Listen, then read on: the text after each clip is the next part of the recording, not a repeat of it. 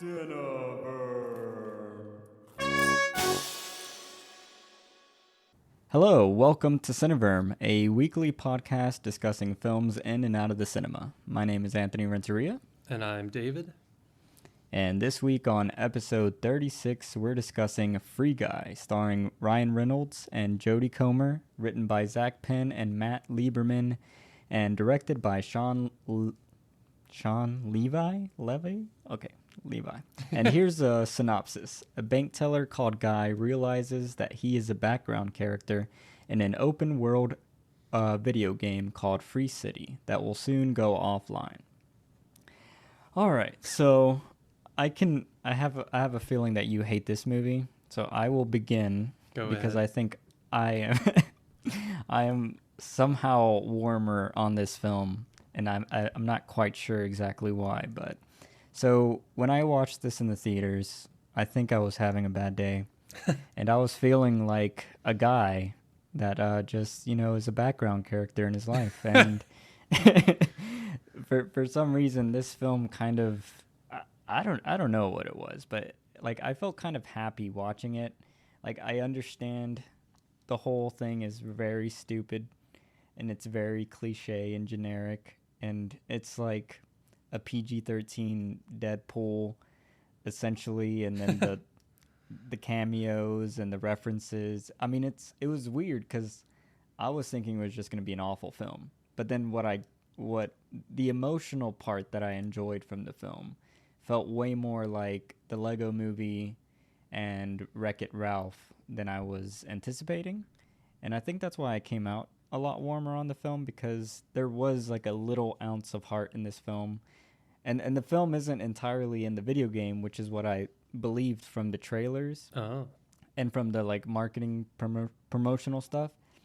And there's human element in the film that I won't get into like too much because spoilers, but I liked the real world contrast to the video game stuff, even though there's 1,007 plot holes and shit that doesn't make sense. Sure. But I don't know. It felt like a popcorn movie, kind of like how I guess you felt watching Fear Street Part 1, and I just absolutely hated it. Mm-hmm. Like I feel like maybe this was my popcorn thing. But what did you think about Free Guy? Yeah, I maybe my rating will make sense because it's not like I think it's a horror. I don't think it was even a bad movie. Well, that's hard to say, but it wasn't a great movie or like a very good movie, but it was just like a good movie. It was a feel good movie. I understand what you're saying about like the warmth of it, and it makes sense. That why it's so popular, I guess, is because it does have the heart, and it's just a very happy movie. Just Ryan Reynolds, the way he is, this was like a perfect. I mean, I guess he's like this in lots of movies, but maybe people just needed some Ryan Reynolds in their life right now.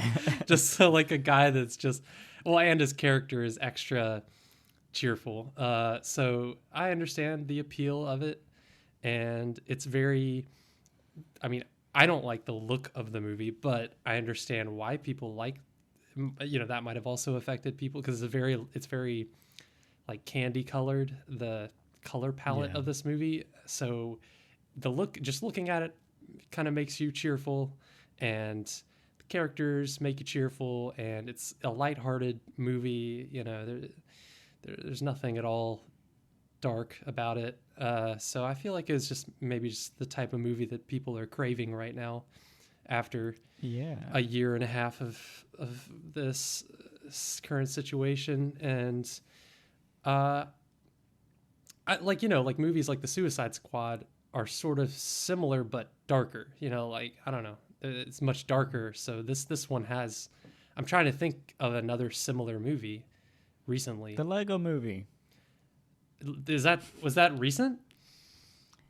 Yeah, I mean, it was 20. I don't remember what it was, like 3-4 years ago. Oh, okay. Lego Movie. Like, but you've seen the Lego Movie, right? Yeah, the first one. I was thinking post COVID. Like are there any other similar, like just happy cheerful movies that have come out that are big, that have, I don't know. They were all canceled. Yeah, exactly. I don't know. So like Clifford the big red dog is just done. Yeah, Rip Clifford. So anyway, it makes sense to me why it's so popular, but at the same time, it's just such an average movie. Like in the big scheme of things, it's just such an average movie that I just don't know if I would recommend it to that many people unless they're just in the mood that they really need this type of movie. They just need a cheerful movie that doesn't have anything. It's not going to make you think about anything to make you upset or down. It's just a nice, cheerful romp, through this digital world that ultimately doesn't really have any consequences. And so a nice, cheerful, innocent, inconsequential movie. So that's my review. So I guess I'm just like a very emotional being, which like I've always known that this to be true, but I'm just like thinking back when I watched this film, like I felt the consequences, even though like it was very childish, like it felt like a kids movie. But for some reason, when I watch certain kids films, I feel very invested. Like Luca. Like I felt very invested in those characters, even though I didn't really like them, and I understand logically that nothing really matters, and we're all in like a pig kind of universe where we're all just gonna die. But for some reason, there's just like this little spark of joy and hope, and for some reason, this movie kind of tapped into it, and I think maybe it is the Ryan Reynolds bit of it because I really liked Detective Pikachu. And I thought I would hate that. And it was just, I don't know, he just has this I guess because he's like the producer on a lot of these movies ever since, like Deadpool. Yeah. He's become kind of like, when he's starring, he's also producing his own work. And I think he just brings this what is it? Like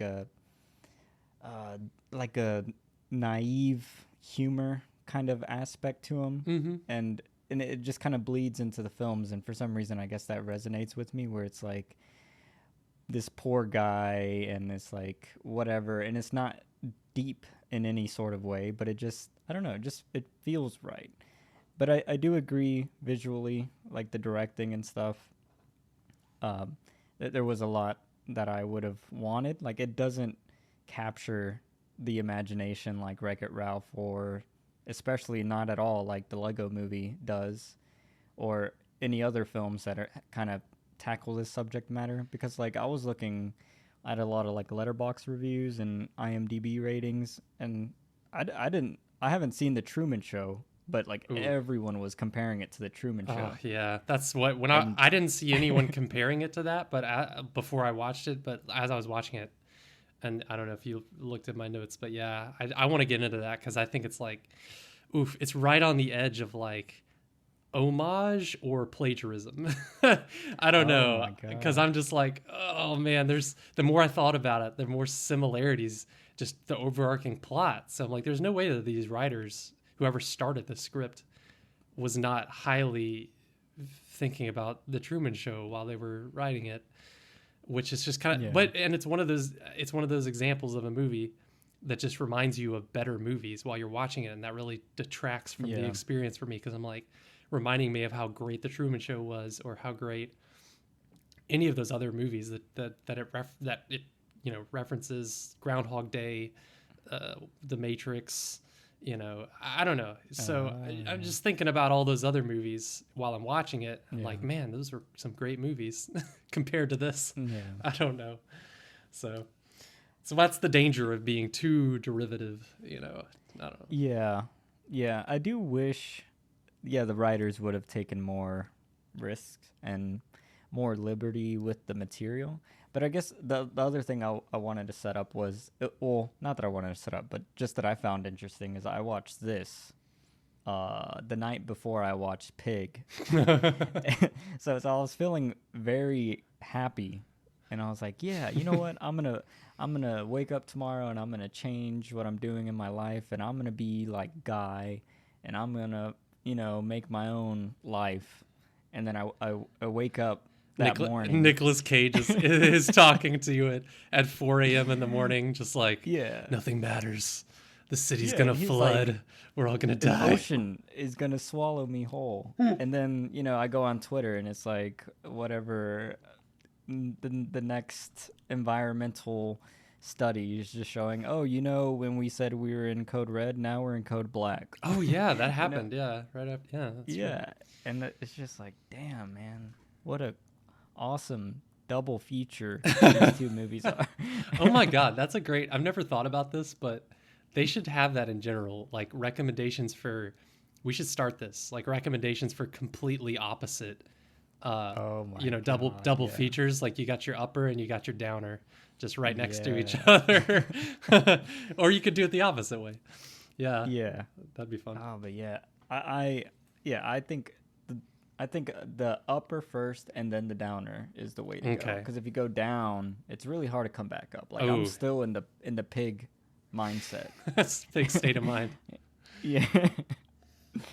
Oh my God. But what did you think about or I guess what do you think in general about Ryan Reynolds? Like, do you like him as a performer, or do you Yeah. like his? I mean, he's fine. Like, yeah, it's kind of cool because I can't think of. I mean, speaking of the Truman Show, the only other actor I can think of that's kind of like that has the same energy as Jim Carrey, maybe. And I don't know. I can't think of anyone else that kind of just is takes on that acting persona in a lot of his things, and it's just like the cheerful, zany, kind of actor that's like, it's like refreshing to see them in things. So Yeah. he's definitely got that. He's figured out his niche, and I mean, it feels like he's one of those actors. He could just make dozens of these types of movies, and all of them will do well. Yeah. So I don't know. So that was good, and even also the main God, what was the actress's name?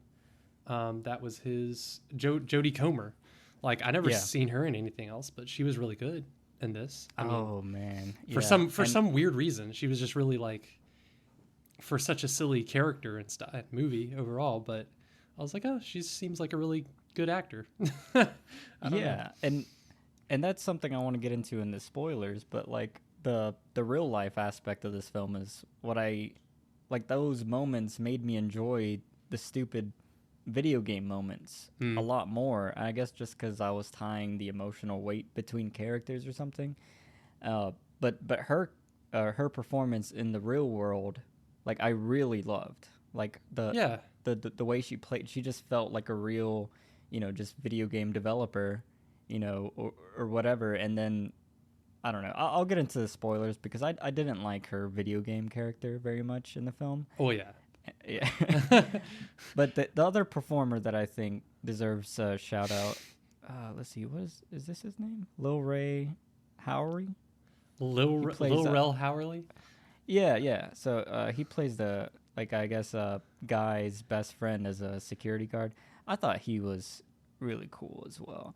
And what I liked about the whole video game performances in the film was just, I don't know, even Ryan Reynolds, they never broke character. It wasn't like Deadpool where he's staring at the camera, and that's what I was expecting. The whole movie, I was expecting him to be this wall-breaking entity. Oh. But they never actually did that, which I thought was interesting. What about I mean, honestly, this movie had a lot of good performances for what it was. What about Taika Waititi? Is that how you pronounce his name? Oh yeah, dude. As the asshole boss. I mean, he did a great. He was having fun. Yeah, he was really fun. And then also just the guy from Stranger Things, which I know you haven't seen, but the guy, the other programmer, his real name is Joe Keery. I thought he did a good job too. He's a very natural actor. I don't know. So is he one of the I guess the little kids in Stranger Things? No, he's a teenager character in Stranger Things, like an older brother, I think, of one of the main kids. But yeah, he's I think he's a pretty good actor, and I don't know, some of the cameos, like Channing Tatum, was fun. I don't know if that's a spoiler, but it's fun. And yeah, good stuff all around. As far as acting, no complaints. Yeah. Was there any other, let's see, was there any other major things you wanted to talk about before we gave our ratings? I'm just looking over. No, I think we could get into it, I think. Yeah. Like, I mean, the people, I mean, like, I guess recommending it to people who would like this kind of movie. I don't know, just like if you're who would you recommend it to? The people who like Ryan Reynolds? People who like Ryan Reynolds a lot. People who just are in the mood that they're just listening to our description and just really need like a cheerful, upbeat movie. This is a good one. And I don't know. People who just like zany movies, you know, just like not non-serious, silly movies to sit back and enjoy various actors just kind of like having fun in a movie. I don't know. Yeah. What about you? Ooh. Yeah, I would recommend it to anyone who likes Ryan Reynolds, and then I think anyone who liked the Lego Movie or like Wreck-It Ralph, or just like in general, just kind of like more family oriented films. Like it's violent, but it's not it's like I get what this movie was trying to aim for, like video game wise. It feels like a mix of Grand Theft Auto and like kind of the beginnings of Fortnite with the like ridiculousness of it all. Like it's all overly violent, but it's not graphic, and it's just explosions and everything's blowing up and everyone has like big golden guns or whatever. Yeah. But you're not seeing like anyone slaughtered. True. But so yeah, I'd recommend it to all those people. But one question I had before we give our ratings was like, it was like a big deal that everyone was coming out was like, oh, this is a surprise hit. Would you claim it as that? Like, was this film so much better than you were expecting you would claim it as a breakthrough, like it was surprising? No. Oh God. Yeah. Like I was thinking back to those reviews that I think we were looking at those together, like all these critics saying really positive things about this movie, like overly positive, and that's where I'm just like, ugh, it's not that good. It's not like whoa, like I'm shocked at this movie. I think it's just, I literally think it's just because we've been in a drought of movies like this. Yeah. And this is the first big one that's like this tone, and people are just refreshed by it. I really think that's it. All right. So what would you give this film then? It is a solid 5 out of 10 for me. Wow. Just a average movie. Nothing offensively bad about it, but also nothing that really stands out that much about it. And you can just put it on and just enjoy the ride, and then forget about it. Nice. All right. Well, yours? Oh man. See, now I'm looking at my stuff again. Shit, hold on. I need to get better at premeditating my. You have to memorize your rating system. It has to be part of your subconscious. Well, I've been going with my gut, and I'm trying to be more technical because I feel like at some point I'm gonna like regret just continuously going with my gut and being like, oh, I would have never given that film that score. Mm-hmm. Okay, so I'm gonna give it. When I got out of the theater, I felt a 7 out of 10. Mm-hmm. But after watching Pig and realizing that life is all tragic, I'm giving it a 6 out of 10. Oh no! So I think it was a decent film. It had a few good elements that I feel like bring it above average. I feel like the emotion in the film and the emotion between two certain characters that we will get into the spoilers just really, I don't know, they connected with me in a way I was not expecting. And just those two elements I found very refreshing. And then just overall, how we said, it was a light, breezy film. My brain was turned off and my heart was turned on.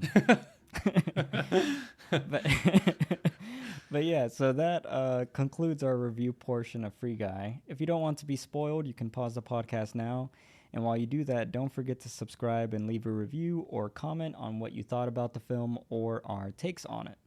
You can also follow us on Facebook, Instagram, Twitter, or email us at cineverm@yahoo.com. And also check out our snazzy website, cineverm.com, where you can find archives and all the links to all our episodes.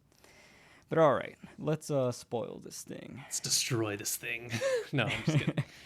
Yeah. So before we get into all the major plot holes and logic breaking stuff, I just want to say the thing that I was talking about was the relationship between Jodie Comer in the real world with I guess blue shirt guy in the video game world.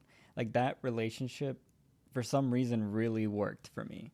And I don't know if it's just like hangover enjoyment from like the movie Her. It's like just the concept of someone falling in love with an AI or something is just something I'm really into. But but yeah, I really like that. Yeah, for some reason I didn't buy it. For some reason, just because it's I mean, she's just sitting and it's not virtual reality or anything. She's just sitting in front of her screen, like with headphones on, just watching from a third person point of view or whatever, like her character interacting. I don't know. So I didn't buy like that she would be. And also like there were certain shots of just her sitting at her computer or like when they kissed for the first time, it just cuts to her just looking weirded out at herself for for like doing this with a video game character. So I don't know. I didn't really feel that as much. It felt a little weird or a little like untrue that she was actually falling for this video game character for some reason. But I don't know. Yeah, that's just my perspective. I guess why it worked for me was, well, I liked the idea of like the video game guy was just, he has that simple like, I just want to find the perfect girl or whatever. And then you can tell like in the real world she's extremely lonely. And I guess it's, you know, the fallout of this video game project that she worked on with this guy who was kind of like a douche and like sold it off, or however that happened. I don't think they really got into it too much, but I guess, you know, he sold the game or whatever. They dissolved the game, and he was now working for this bigger game studio. And I don't know. I like the plot of, you know, this girl just trying to, you know, get something back that she had lost, and then there's this character that is also like, well, I've always just wanted someone, like just someone to care about, and all he's focused on is like giving someone something so they can love them. You know, it's like, it's a very the blue shirt guy is like just a complete giving entity, and then she is almost like she's just a searching entity. Mm-hmm. And I don't know, something like that relationship dynamic in two characters is something I'm interested in. Mm-hmm. In like my own writings, like how when you have someone who is completely what is it, not the opposite of selfish, they are selfless. Yeah, selfless. And then you have someone who's technically selfish because they're searching for whatever goal or desire. I guess that's what probably is tying me in, is because I write characters like that, and mm-hmm. maybe just seeing it in a film, that's kind of like turn off your brain or whatever. Yeah, that makes sense.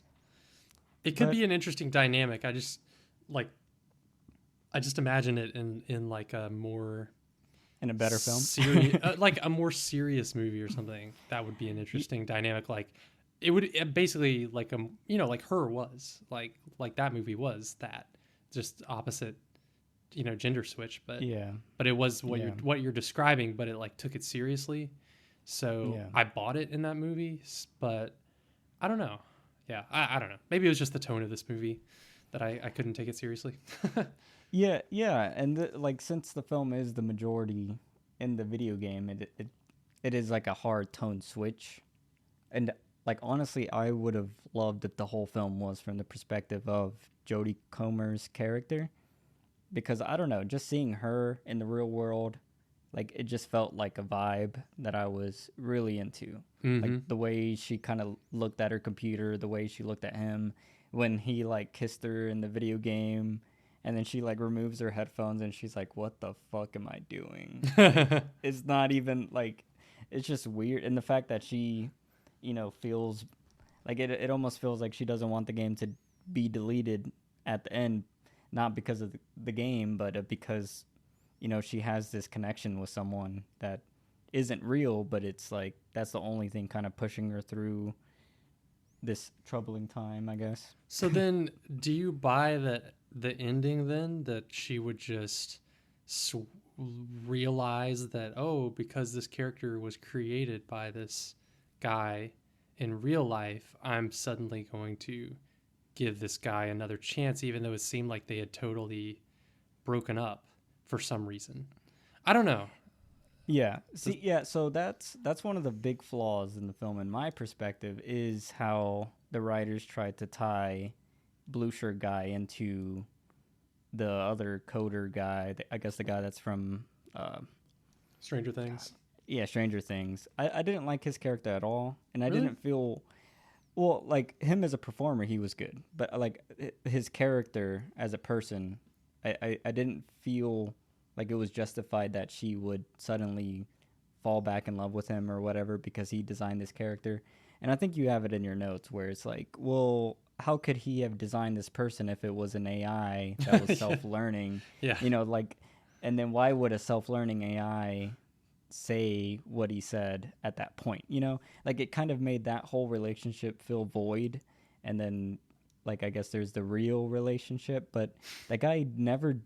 I mean, he was helping her, and like he did like help towards the end or whatever. But the fact that he left their game studio and like left the game to begin with, and then worked with this big game developer, like none of that makes sense with the kind of character that Blue Shirt guy is.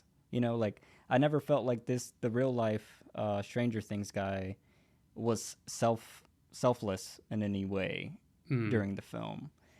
Yeah, because he did go work for the company that didn't. What I interpreted or what I got from it was that like they made the game together and they were super excited, but then and they were also excited that this big video game company was buying their game, Yeah. but and that's would have been a big thing for them. But then they bought it, evil guy bought it, and then he just didn't use it. But then he secretly used the technology in his game. So, but then I don't know. I didn't feel so bad about what the guy did. Not the evil guy, the programmer guy, because I mean he was just he's like a young guy. He's trying to like start his career. They sold a successful video game, and then he's gonna go work for this big video game company. So I was kind of like, like I don't see why she's so. I don't know. And that's the part. Like so he doesn't actually start helping her until she convinces him that he has the game code in the game that he's working on, right? Yeah. Like so he doesn't really care about her. Like when he starts helping her, it's under the intention that he stole our game code. Therefore, I'm going to help you out and we're going to uncover this shit. It's not I'm going to help you out because I care about you, and it seems like you need this to, move on with your life or whatever it is. Yeah, because but from his perspective, he probably thought she was just being paranoid or something. Because I don't know, she didn't, or jealous or something because he went to work for this big company, and I don't know, because she didn't have any. What was her like? I wonder why did she start thinking that this was hidden in the game? I don't know, like what made her even think that? Was it because they didn't know that the characters were artificially intelligent until way later in the movie? So like, why was she even searching for this evidence? Was it just because she was determined that this guy must be doing something bad with our game? But if you think about it, that's another kind of like weird little plot hole that I didn't think about. Is like, why does she think that her game is in this game? Because there's no other evidence of that. I don't know. Yeah, I guess it's like the fact that the whatever head developer guy bought that game from them, and then only hired what's his face, and then like it doesn't make sense why a company would purchase something and not use it. So Yeah. like if anything, the whole idea of him not using the game code, like couldn't he technically use the game code if he bought the game from them? That's what they didn't make that clear, but I don't know. I know I guess. nothing about that, but Oh, I think maybe he was gonna be the publisher, and then yeah. he canceled the game. So he and then he used the game code in his game. Yeah, Okay, I think that's that. they have some line about how he didn't pay for the rights or something to use the code. So I don't know, or license or something. I don't know. See the whole like business element of the film just like falls apart completely because I don't like just me knowing faintly what happens in like the video game industry just from like what I read and listen about. Like this just seems so exaggerated, and I don't think it really has to be, because I mean there's like if anyone listening to this knows like who Activision is, then you know like they're just a fucking shitty corporation, and there's like real life shittiness that you could have implemented instead of this like super generic like copyright type claim or whatever. Yeah, don't even get me started on all that, because then it's like just like, oh god, like the head of the company going down to the server room with an axe and just being like, I'm just gonna start axing these servers. It's like, really?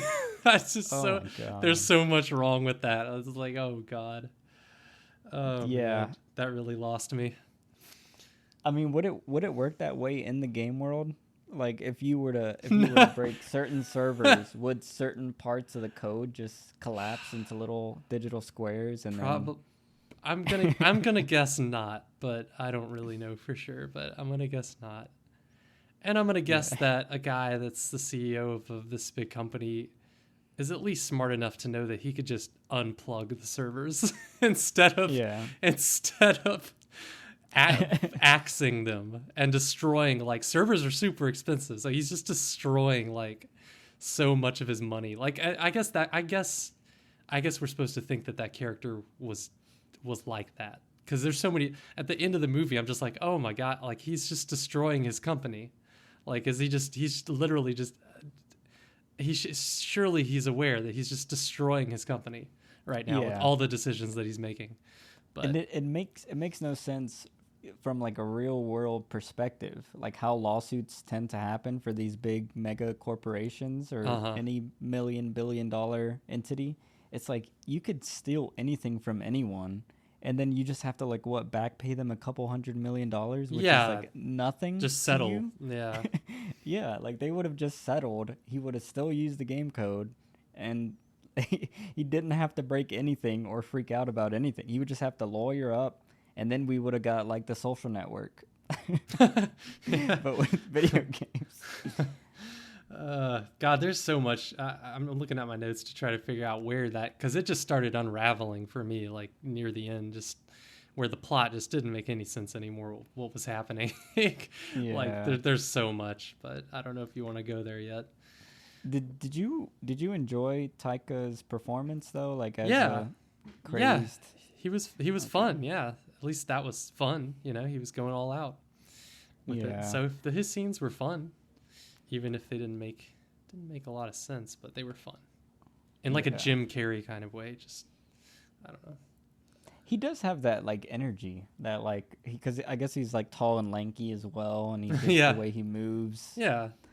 I would honestly like to see him like have a leading role in something, like as a performer. Comedy, a lead. Yeah. I think he would do well. He could probably do it. Yeah. I haven't seen him in a lot more. I mean, like, have you seen, what else has he been in? Didn't we just watch something with him in it as an actor? Yeah, he was in Ratcatcher 1 and The Suicide Squad. Yeah. He seems to be having a moment. Yeah. And I think he just has a lot of friends. Like he just hangs out, and then like he probably showed up in this film for like 3 days and got all his scenes down. Maybe, I don't know. Yeah. He's going places. So I guess I wanted to ask you something about the artificial intelligence. Like, what did you think about that whole? Oh, like, my I guess God. the whole blue shirt guy dynamic, because like at first I was, yeah, like just tell me your thoughts on that. Just so stupid. Like just from the beginning when they show him on the news, like just a regular news program is talking about this video game character. I'm like, would this be like international or national news? That this would not happen. And then I understand the YouTubers talking about this phenomenon, but this would not become a big story or anything. And then also, yeah, just so much of the artificial, like that's like the core of the movie, and it's like so much of it is just doesn't make any sense to unless you just know nothing about artificial intelligence. I don't know. It was really distracting for like anyone that, like, I don't know that much about artificial intelligence, but I still know enough to be like, wait, like if you erased or reset, whatever that means. I mean, I guess they were vague on purpose, but it's like if you reset this artificial intelligence, that I would interpret that as you would like be deleting all of its memory, which artificial intelligences like are really stupid in reality. Like they're literally just they're just trial and error, and it's just because computers are fast and they can run a million trials of this thing trying to do something. And also artificial intelligences have to have like some kind of goal. They can't just be like it would be pretty amazing if this happened in real life and this was like a free thinking, just a general artificial intelligence with no goal or no guidance or no training. Like they didn't give it like a set of data to train with like they would normally. I don't know. So if you know anything about artificial intelligence, I'm sure like I can't even imagine. I was thinking of the people who would be most annoyed watching this movie, and it would be like people who are like into AI or like programmers or even video game developers would be really annoyed watching this movie because stupid things like, you're telling me like you're in the company that's designing this video game and you have access to all the files and stuff, and like you wouldn't be able to see what's outside of the bounds of a map. Like that's so stupid. Like anyone who knows anything about video games knows that even within a game as players, you can usually figure out a way to get outside the map. So obviously you're looking at the file of the level, you're going to be seeing outside of the map. So there's no way they could hide a level inside the map, which also, why would he hide it inside the level? Like, I don't know. What was the purpose of that? What was the purpose of hiding this world that's just like copied and pasted from the other video game that he stole in this game? That doesn't make any sense. So God, just so much. And then, oh God, just, I know it's supposed to be like emotional and sentimental, but like him getting his memories back from getting kissed makes just no logical sense at all. It's purely just like emotional nonsense, because it's just like that doesn't make, how would an experience give him back memories that had been erased as a computer? It's just files. Like what happened? I don't know. It's just so stupid. So God, so much stupidness in there that it could have been, if they'd have decided, which I guess it just doesn't matter because most people wouldn't care, but if they just decided like, we're going to be realistic about this, or like, as realistic as reasonably possible, they could have done some interesting things with it. Yeah. But instead they just decided not to care. Yeah. I don't know. But see, the one flaw in your argument is that this is the key to artificial intelligence, is when you kiss code. It's love. It's family. Oh my God. How did we not know this? We just got to kiss your AI. You'll be all right. It'll unlock. Oh my God. But yeah, one interesting thing you brought up about the game code in the game, and then they still had the world. Like, from my understanding, a code, you can, take parts of code that you would want and you don't need. So why wouldn't they just take all the AI and just have that as the baseline AI code base, and then you just delete all the environmental stuff that you wouldn't need anyway, since you're in this like metropolis? I don't know. Besides just you could say that maybe the CEO just is so stupid. He was just like, no, just put it all in there. I don't care. And I don't know. Yeah. You could make up some reason, I'm sure. Well, I mean, honestly, that does make sense with the CEO because they were like in the middle of making Free City 2 and Yeah, that's like true. literally they were like it's coming out next week and we don't have any of the game models that we promised and he's like, "Oh no, we're canceling it." And they're like, "It's coming out next week." And it's like, "Yeah, it's canceled." Was that annoying? Was that annoying though? Like this movie had a bunch of things like that where it like set it up as something we're supposed to be afraid of happening, and then it just didn't amount to anything like that. Like the I thought that was going to be the whole conflict, like the ticking time bomb of the second game coming Mm-hmm. out, because it was literally a ticking clock that they showed on a screen, and I'm like, oh, okay, they have this long to figure it out. But then it's kind of like they just forgot about that completely, and it didn't matter, and so Yeah. it just diffused that tension, and then they had the next tension was they were afraid of blue shirt guy getting his memory reset, and it seemed like Mm-hmm. that was like a big danger, like, oh my god, they're gonna, but then it happened, and then immediate, like, it didn't take her very long to unlock his memory with a kiss, and so Yeah. it's like, what, and he could have just learned it back, like he's just an AI, it's just he can learn. So Yeah. that was the second big tension that was just totally diffused. So I don't know. Yeah, they didn't. I was like, that was annoying, because then I Yeah. wasn't sure what. I just kind of like lost interest in what I was supposed to be afraid of happening. I don't know. And also Yeah. the servers, even destroying the servers, it's like, wouldn't there be copies of this game? Like, there would be copies of this code, and probably even the original people, like the programmer guy, would have kept the code. Like Yeah. he wouldn't have given the only copy of the code to when they sold it and then not kept it himself. So I'm just like, there's Yeah. just too much of that. Whereas like there's no danger here. There's no tension. Yeah. I don't And in understand what's all the danger. and in all honesty, I mean, I'm not 100% sure about this, but I would assume you would have like cloud backups. Oh Like yeah, if you use Azure or Amazon Web Services, like yeah, there is no way you would not have the original code backed up or even why would you obviously even have your own servers in a building when you could just it'd probably be more affordable to rent out through disperse it. AWS or Yeah, Azure. yeah, But probably. shit, I Yeah, forgot what I was gonna say about your a lot of just there was no. I didn't that maybe that's why I didn't Oh, care about it. the ticking time bombs. Yeah, so I was gonna say that is like a huge problem in like modern filmmaking writing and Yeah, modern screenwriting. Like, and I think in my just because I hate this novel or not novel, this book with like every inch of my body. It's the How to Save the Cat, and like in that book they establish these like rules and like I can see how this movie literally follows every beat of that book where uh, it like says at page this you do that and then like you establish everything's gonna crumble and then like at the last minute some other character has a realization or whatever and like how you were saying the multiple time bombs in this like yeah there's like and it all becomes like a mush of un inconsequential events and then just never ending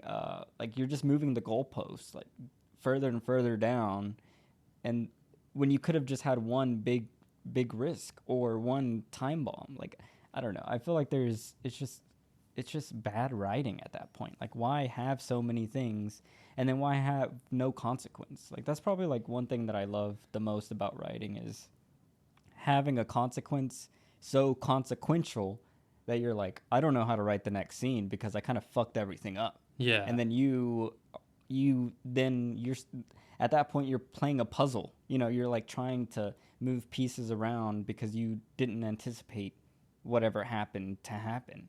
And in this is like you can eliminate all the time bombs previous to the very last time bomb and they wouldn't matter, you know? Well, I mean, honestly, nothing in the film really matters because because nothing matters. God damn it. oh no, pig turned He's you got, into a nihilist. he's gone full pig. Full pig. Oh god, yeah. And there's just so many things like that. Also, I feel like lots of people would have thought of if you turn your brain on a little bit while watching this movie. Like, they really couldn't just delete that NPC. I mean, he's just a character in the game. They could just they could just delete. Didn't they even showed him pulling up like the files for all the characters and him pulling up that file, and it's like it's just files. Like you could just delete it.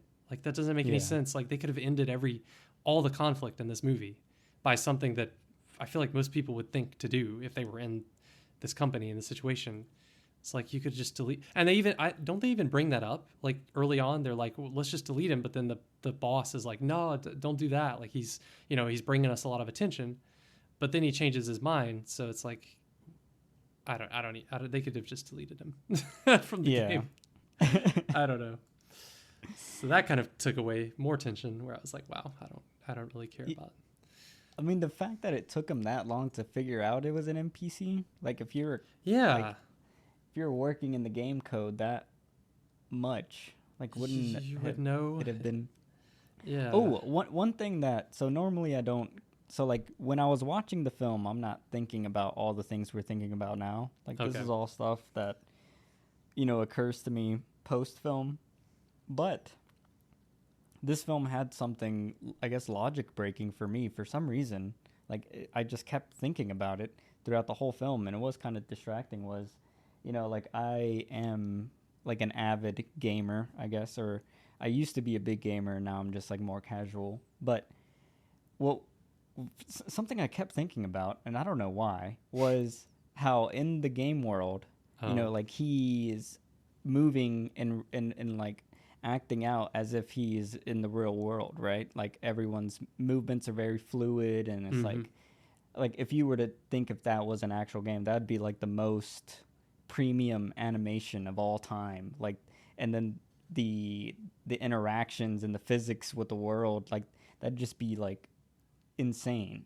And then what really would like trigger me to be like, wait, this doesn't make sense, is when they would snap into the real world, and then you would see Blue Shirt Guy as just like a simple polygon, like just a horrible polygon representation of what he was that we were seeing, and that he would have like choppy movements, and he would look like a bad video game in today's standards. Yeah. But then when you would go into his reality, everything is extremely fleshed out, and I was thinking like, why wouldn't you just like at least make them perform as if they were video game characters? Like I'm thinking about Inside. There's that little skit that Bo Burnham does where he's streaming himself playing a game that's like obviously like a metaphor for his experience creating that comedy special, and like if you look at it, he's like moving in like a choppy way that makes at least a little more sense than in this film. I remember what you're talking about. Yeah. He tried. And it's like in the Lego movie, the Lego, when you're in the Lego world, everything has that stop motion kind of like skip frame animation, and then it makes so much sense when you at the end of that film you come into reality and you realize, oh, these are all little Lego pieces that a kid is actually playing with. So it makes the imagination feel way more realistic. Like I'm just thinking, as a filmmaker, I think I would have had to make that choice if I was going to snap in and out of in-game and showing out of the game.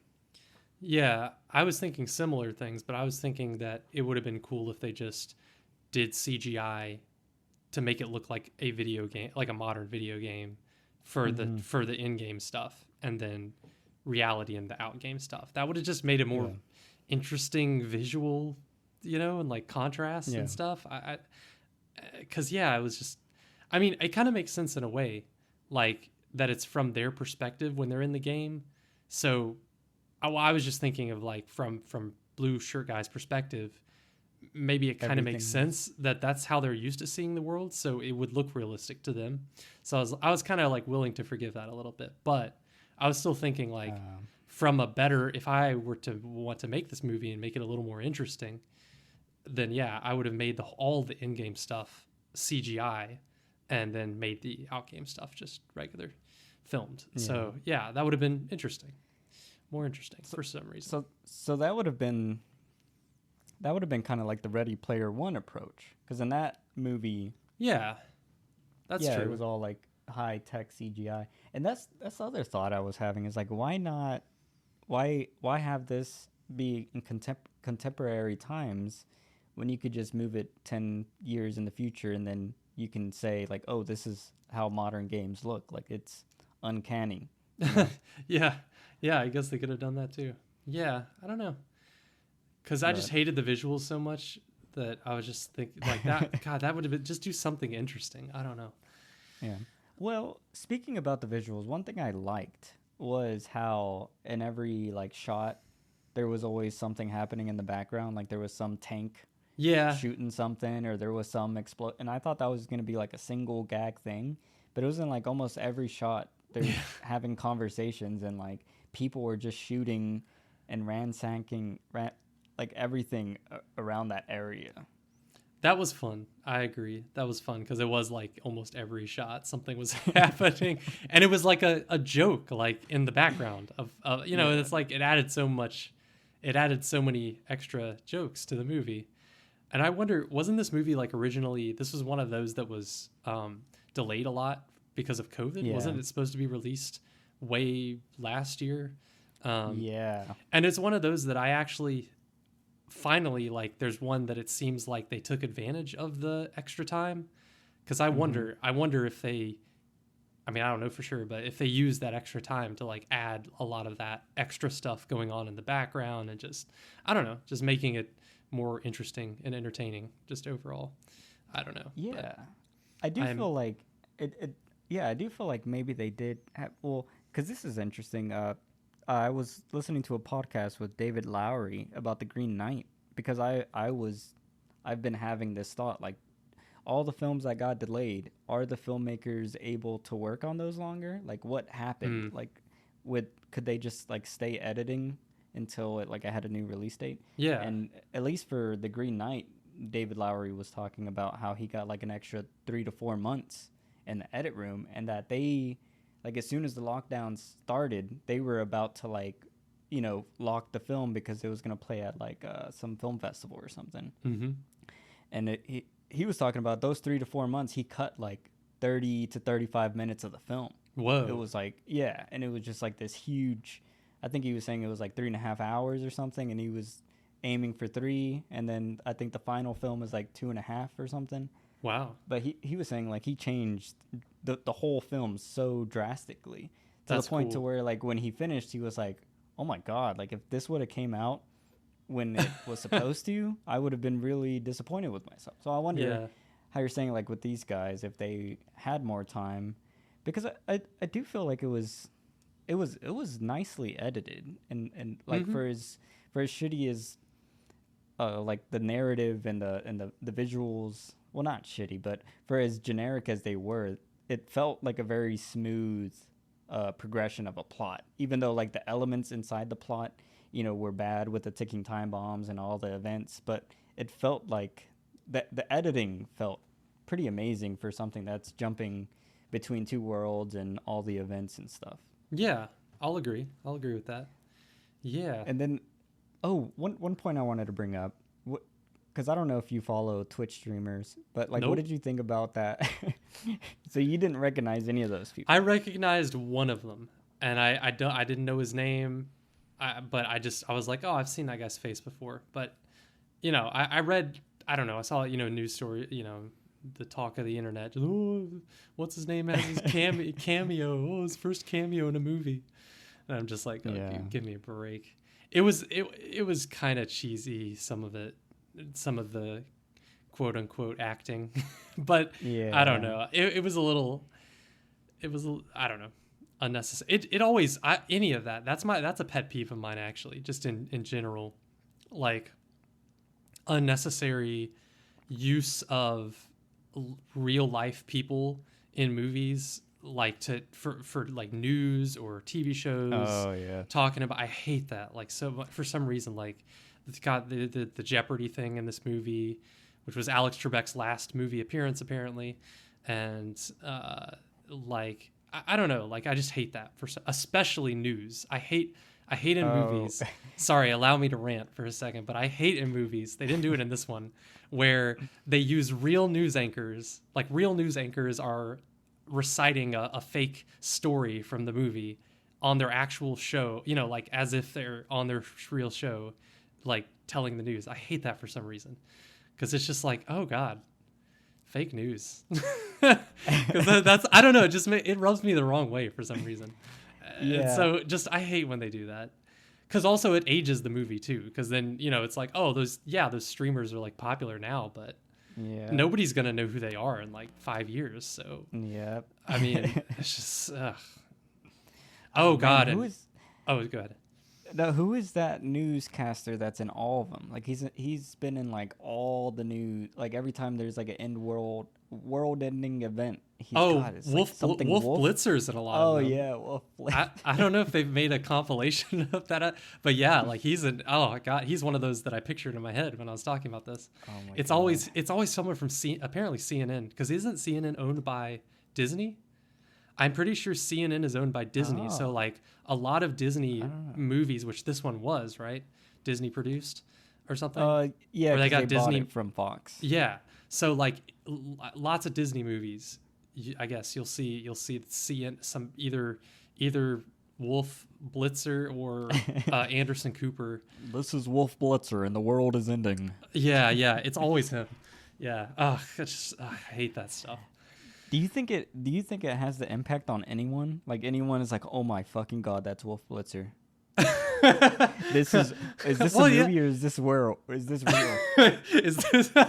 is this movie or is this world?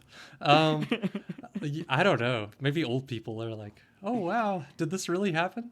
The grandma's in the theater. Oh my God, they I just don't start know. panicking and stuff. What was that radio play that Orson Welles did? That Oh yeah, freaked yeah. everyone out? Yeah. War of the Worlds. War of the Worlds that people freaked out. Yeah. I don't know. Yeah, I wonder. But they forget where they are for a second. They're like, what's going on? Yeah. Oh God. Can we segue also into, while we're talking about like outside references and stuff, into the music used in this movie? Cause oh God. That was the most cringe part of this movie to me. Was You don't like Mariah Carey? well, not that one, but Okay. the when they used it for jokes, it was just so like the random part where he's jumping off a building onto a wrecking ball, and it just plays wrecking ball for like 5 seconds, and you're supposed to laugh at it, and it's just like, oh my God, that is just so stupid. And then the climax, where of course Disney throws in both of their two, you know, top property music into the climax of the movie. They have to do the Marvel music when he has the Captain America shield, and then you get to see Captain America react to it, and then it's probably 10 seconds later, he's pulling out a lightsaber, and you hear the Star Wars theme, and it's just like, oh my God, kill me. But you know, that like I watched it in the theater, and that actually got a reaction. I'm sure it did, but this film had the most audience members that I've seen a film yet, post COVID, or mid COVID. yeah. And like as soon as he pulled out the Captain America shield, someone was like, "Woo!" And then you saw Chris Evans, and then he was like, "What the fuck?" And then like everyone laughed. Like that sold so hard. Yeah. That joke made everyone laugh more than all the jokes in Black Widow combined, which was kind of mind-boggling. I don't know. It just kind of broke my brain for a second.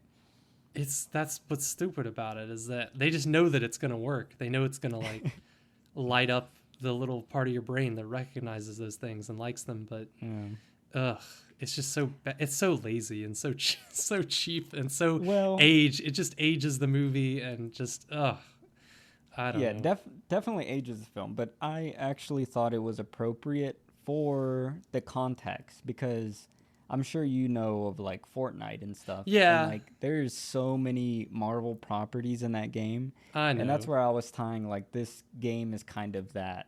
It's like this, you know, all these corporations would love to have a game like this where they could just flood it with like, oh, now you can buy Captain America shield for 5 V-bucks, which is Yeah. actually like $7 US, and then this skin, and then this lightsaber that does like 10x damage. So like it felt, and to me, like it was very cheesy, it was very tropey, but like it made logical sense for the video game that they were in. Yeah. But But speaking, oh God, I would have loved to like see like a more cynical version, like satirical version of this movie that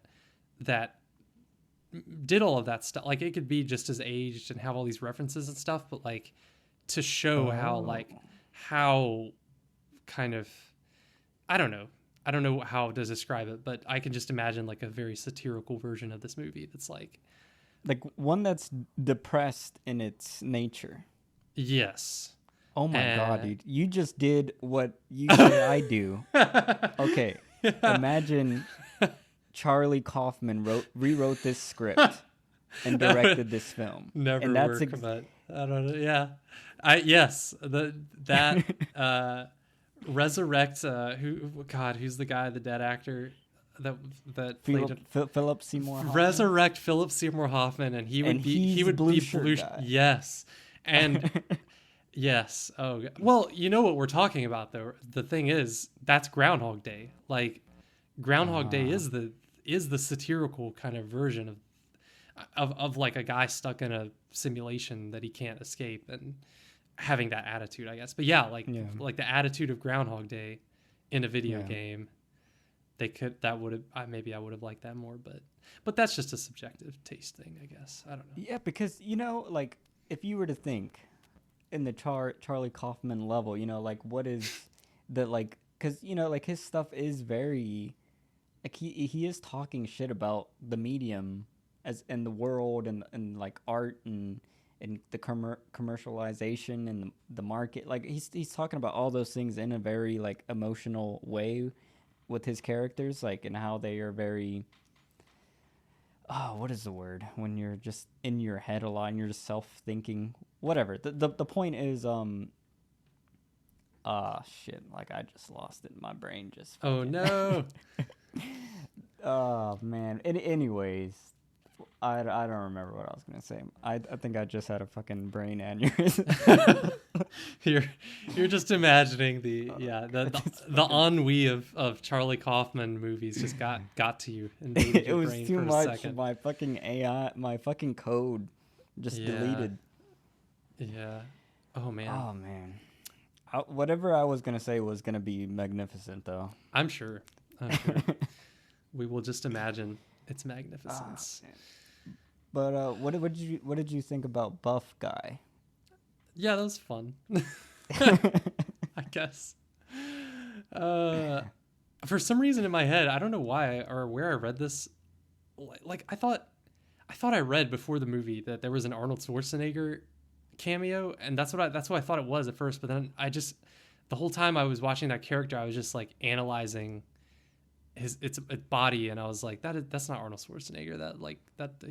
He would look older. Like I don't know. So that I was just distracted. Oh man, I was distracted by that. That would be so cool if they went full blast into the references. Like if it would have been like the old school Arnold Schwarzenegger, like butt naked, like back in like T2, T1 or whatever. Yeah. Like that would have made me gasp. I would have been like, holy shit. Now we have a film, and then from his chest a fucking alien thing pops out. Oh my God. That happened in Ready Player One, but yeah. They do need to make a the satirical version of like the Ready Player One and this movie. Begging to be made. Yeah, because it would be so depressing. Like, and then that would be an imagine. And then this is where you tie the real world into, because like, is our world even real anymore? Like, you can make an argument that this video game, which it kind of exists in our world with like Fortnite or Grand Theft Auto, it's like that is the reality. Like, people do go into these sub-realities to act out in a way that they don't act out in their reality, but isn't that still technically a part of our reality? Now imagine you're you are a piece of code that is evolved into an organic AI, free thought forming entity. And imagine the fact that your existence is locked into the sub reality that is the shittiest version of a real reality. Like, wouldn't, like, how desperate and despairing would that be, that your existence is tied to Fortnite? Yeah, it's just tied to, you're just you just exist in a game to make that's just there to make money. And Yeah. yeah, that Oh get my Charlie God. Kaufman on that stat. No, we're writing this now. Yeah, We're okay, writing okay. this. Copyright. Yeah. Yeah. All right. Paid guy. Paid guy. Charged guy. I don't know. DLC guy. Yeah, man. But yeah, can I rant about the Truman Show?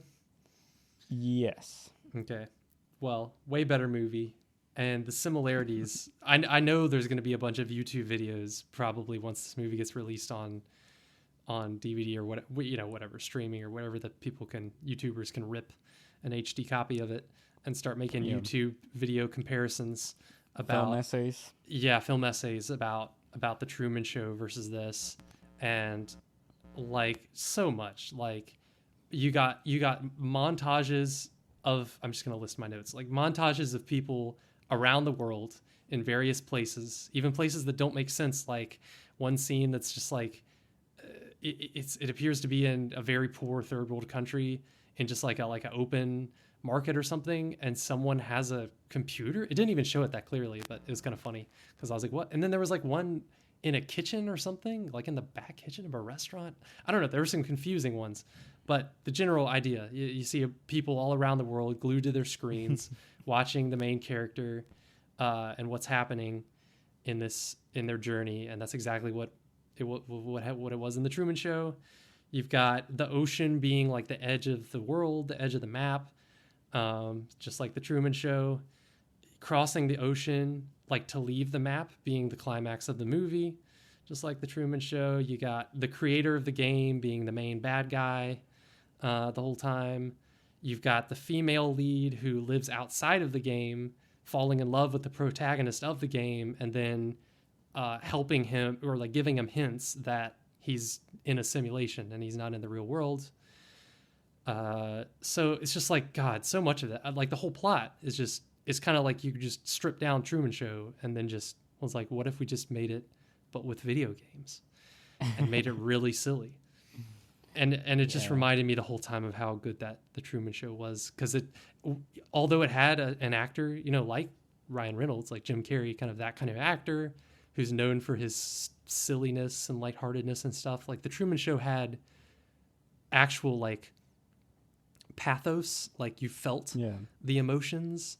The movie is very emotional, like, and it feels way more real emotional. And even the setup, as ridiculous as it is, they make it realistic. Like they actually think, how would this actually happen?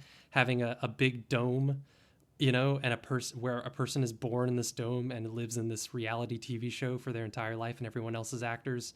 Like they explained that. They explained everything about it to where, I guess I haven't seen it in a while, and it is one of my favorite movies, so I'm sure someone's like picked a bunch of holes in it, but I can't think of any off the top of my head, because it's just, they explained it all and it made sense how this is happening. But so it's just so many holes in this movie, and they just didn't, it wasn't thoughtful. It didn't have that emotion to it, the real emotion to it. So I don't know. Like Ryan Reynolds, he never showed any emotion about realizing that, like, did he feel like, besides like 1 second, like feel any emotion about like realizing that he lives in a simulation? Like, I feel like there was that one scene where he was like walking and he was all sad, and I'm gonna use that scene as our thumbnail. It was only like a 3-second scene, but he was just like walking down the street, and like I think Ryan Reynolds is a like spectacular actor. Like when he actually wants to tap into emotions, I think he can get there. Like I don't know if you've ever seen Buried, but he literally plays a whole film where he's underground in a casket for an hour and a half, and he just fucking goes to town, like one of the best performances I've ever seen. And so yeah, this film didn't. I know for a fact it didn't get more than 5 seconds of that, but yeah, compared to the Truman Show, which actually is interesting because I haven't seen that film because I have a story that I've written that I hope one day to like edit and publish or whatever, that someone told me is like, oh, this is just like the Truman Show, and I didn't know what that was. And then I was like, oh, well, let me look into it, and like I Google it, and I'm like, oh my god, Jim Carrey. And then like it's like obviously it's the same kind of plot. So I guess I was going to ask you something kind of related to that. Is the Truman Show the first kind of actualization of that kind of concept of someone being in a non-reality that's formed by others? Probably or not. Was there a novel before that? Like every time I hear about this concept, Oh, everyone goes straight to the Truman Show. But I'm like, there must have been someone before that.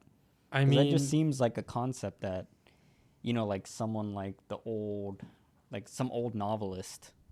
well, it's probably. I mean, most people would like reference Plato's Cave, like it's from that. But Plato, the philosopher, like his illustration of what it feels like to be a philosopher and start like analyzing your world and seeing it from an outside perspective. And he's got the parable of like people chained in a dark cave, and they were born there and they were raised there, and that's the only reality they know, and all they see is like reflections, shadow puppets on the wall, and that's what they think reality is. And then, you know, Socrates or whoever comes down into the cave and unchains one of them and brings them up into the real world and shows them what the real world is like. And they realize that the shadow puppets are just puppets, and there are people behind them the whole time, you know, behind a fire, just with little figurines casting shadows on the wall, and that this real world is out here and it's so much bigger. So I feel like it's all based on that, as far as I know. That kind of everything, the Matrix, and all. That's why once you see it, it's like all these movies. I guess that's why this movie just felt it didn't add anything. It's just so derivative of all these better movies that have already come out about this. Yeah. So I don't know. Yeah, and see, like as a writer, what's interesting is that you get one of these concepts that are, I don't know, like let's call them like the timeless concepts. You know, like there's a thread of films or stories that all kind of use the same core, and then they just, you know, reappropriate it in their own hopefully unique way. But I think lesser writers, they struggle with, you know, finding that originality in this concept that's been used so many times.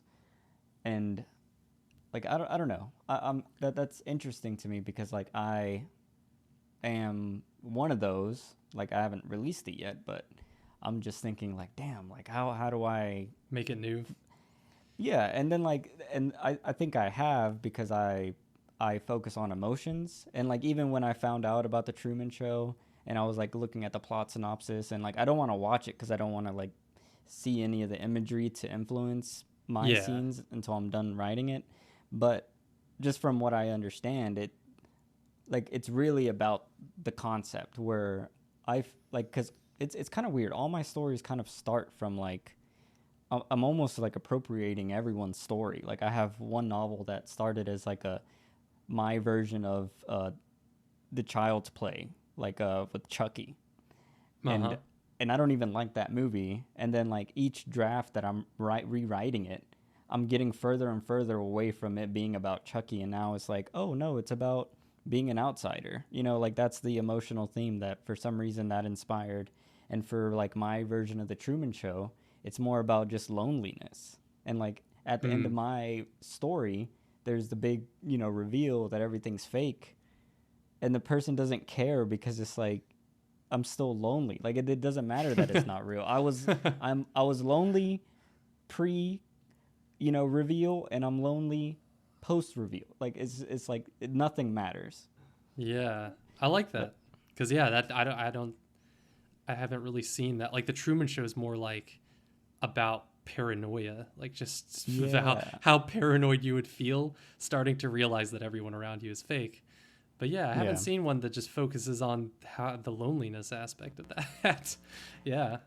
And this one could have. And AI has such like potential for that, because it's a new, artificial intelligence becoming a reality is fairly new, like that actually becoming a reality. So there's a lot of new material that's just like ripe for making good stories out of. So I hope that we see more that are deep into it, that get deep into it, This AI talk makes me really want to revisit Ex Machina. Yeah, that's another example. That's one of the films where, like, I don't think it dug super deep into AI, but just like, I don't know, I just love how it just kind of like noted on it, and like, the one of the core characters is an AI, but I like how they kind of talk like, well, I had to create this like neural mapway because simple coding didn't work, so it has to be free forming, and like the code kind of writes itself organically or whatever. Like that whole scene where he's with the little digital brains.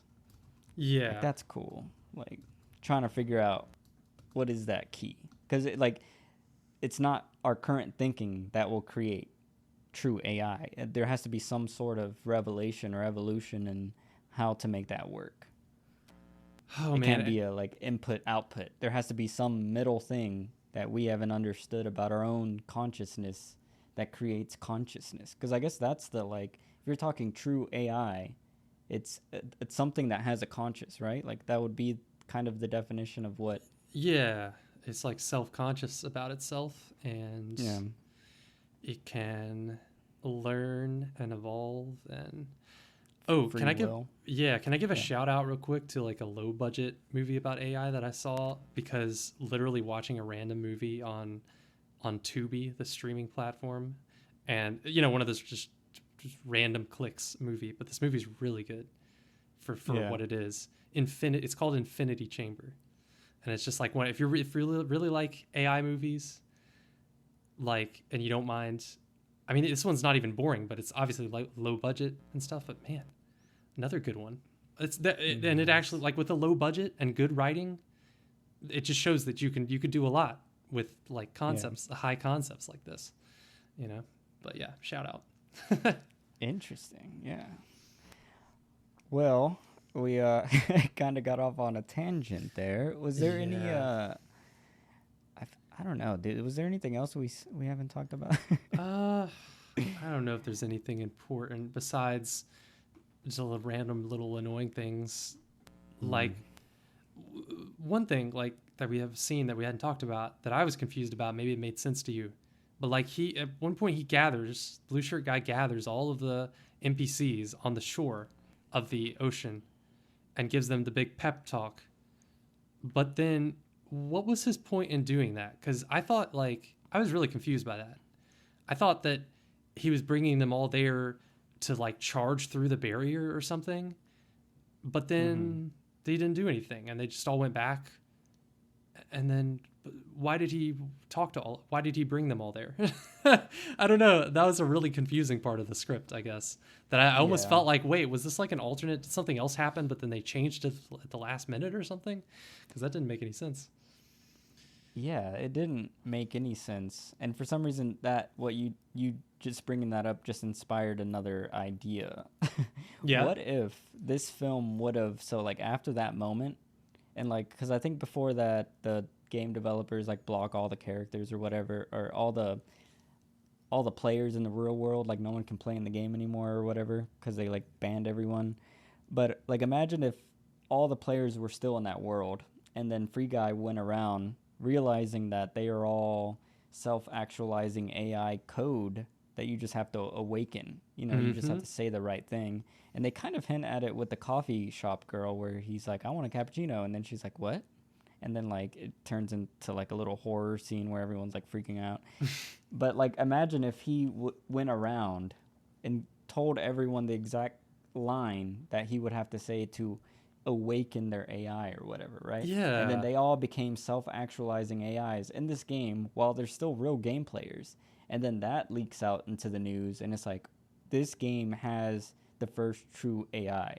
And then that would be global newsworthy, like, right. Wait, what? Everyone would be like, whoa, let me check out this game, and like, this is crazy. But then what if Free Guy was like, we need to take over our world back, and we need to immediately kill all players as they enter our game world so that they can leave us alone. And then it would have been like a cool, like, fucking free-for-all, like all the NPCs. Like, imagine a game that you can't play because the NPCs immediately annihilate you. And it's because they want to live in their own world peacefully. And it's like Avatar. Yeah. It's like Pocahontas, but with digital that is, because, like, yeah, I thought that, like, halfway through the movie, I thought that'd be cool if it went that direction where he just became the NPC savior, the Jesus of this world, and he just went around just, like, you know, like touching people on the shoulder and just saying whatever would unlock their true potential, and then gathering like this group of people, and they all work together, maybe even secretly, you know, because, like, I don't think the game makers can't read their thoughts, so they wouldn't know, you know, their motivation or what they were planning, you know, if they didn't. Well, see, but then the other thing is, some annoying things that this movie does is, like, it shows you that the game makers can watch any moment in the game from any angle, so maybe that wouldn't work. But and the same tension doesn't work, because it's like couldn't they just delete them? Like, I don't know. It doesn't. It's like, what tension? Like, if you had to make this movie and make it a real tension, what would you do? Because I'm trying to think what would be something that would actually feel like dangerous, like, oh, you know. Well, see, I don't know if this makes any real life sense coding wise, but what if when they self-actualized, Free Guy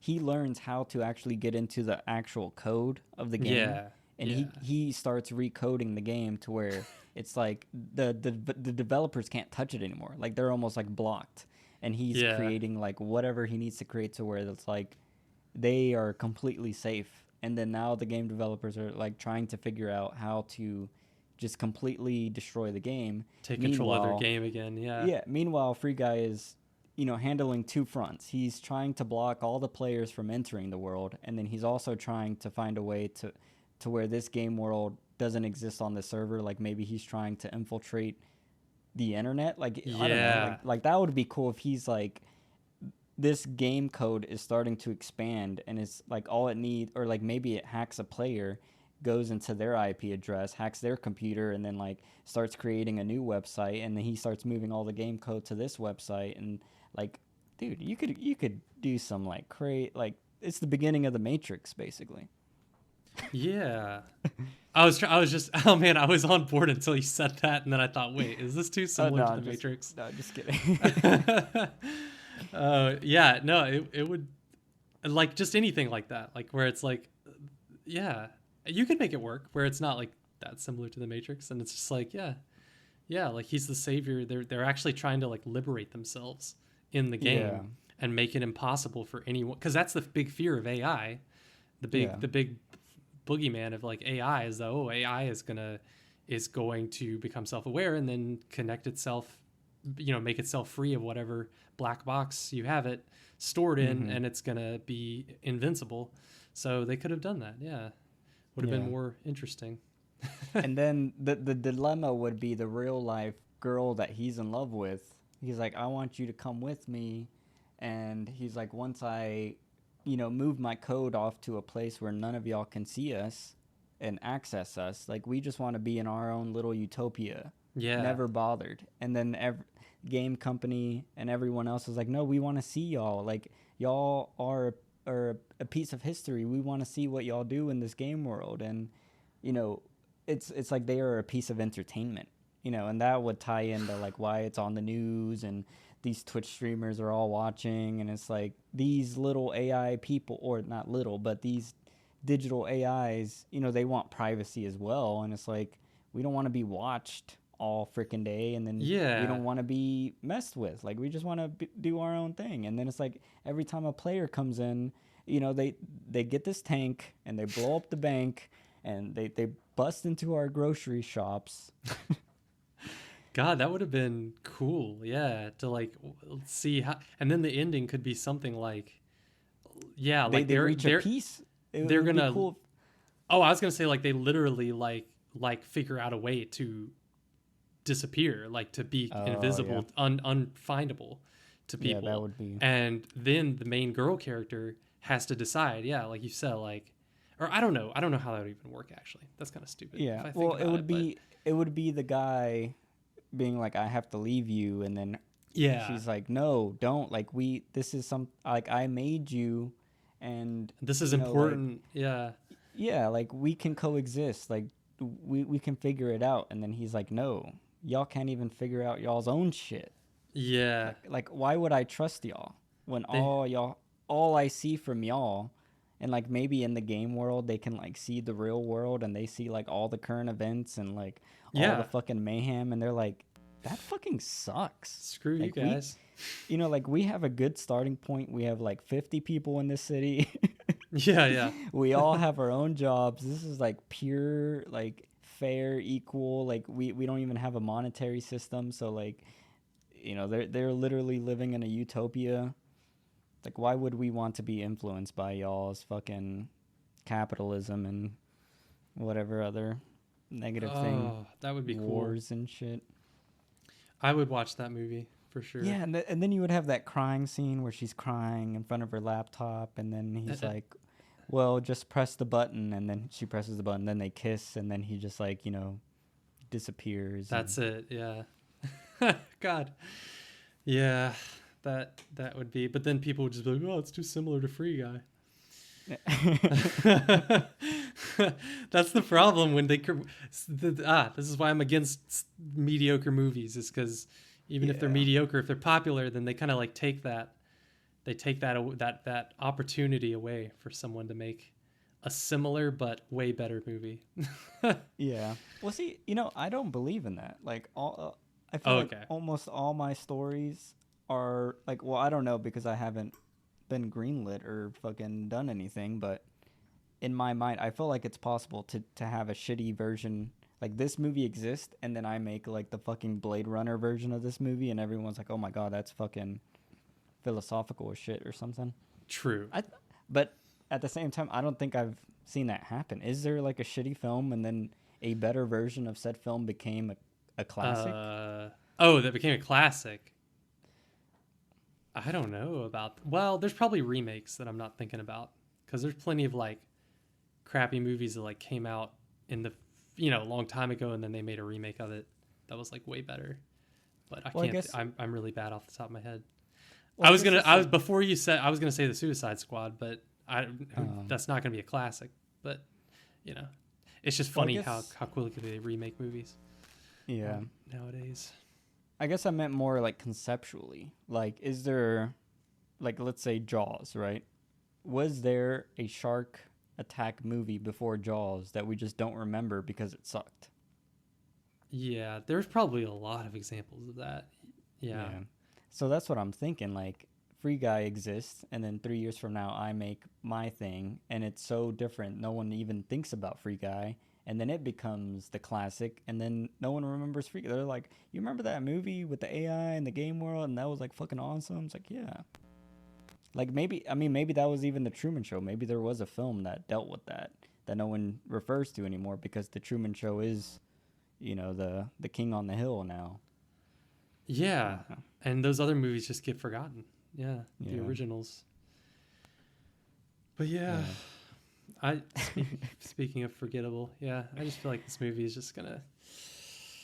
I'm not gonna remember this movie in like a few episodes. You're gonna be like, oh yeah, I remember the movie with Ryan Reynolds and video games, and wait, which movie? Oh yeah. Talking about Deadpool? Deadpool, that's it. Yeah. All right. Well, if you're burned out, I'm burned out. So I'm done. Yeah. Well, thank you for listening to this episode of Cineverm. We would be grateful and humbled if you could leave us a review with your thoughts or comments, and if you could share us with friends or family, as that helps us in our journey to spread the love of cinema. And we'll see you next time. See ya.